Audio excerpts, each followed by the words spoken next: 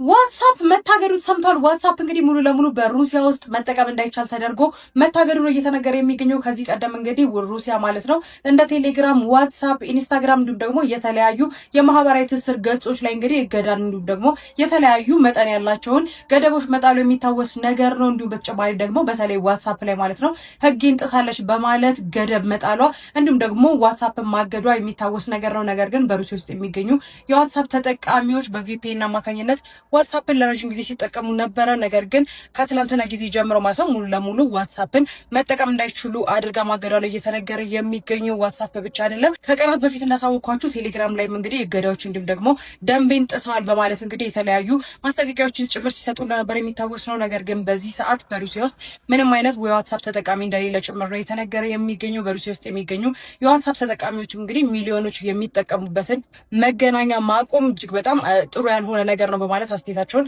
እየሰጡ ይገኛሉ። በዚህና በሌሎች አዳዲስ መረጃዎች በድጋሚ መልሳለሁ። የፕላስ ምልክቷን መጫናችሁን አትርሱ። መልካም ቀን ይሆንላችሁ።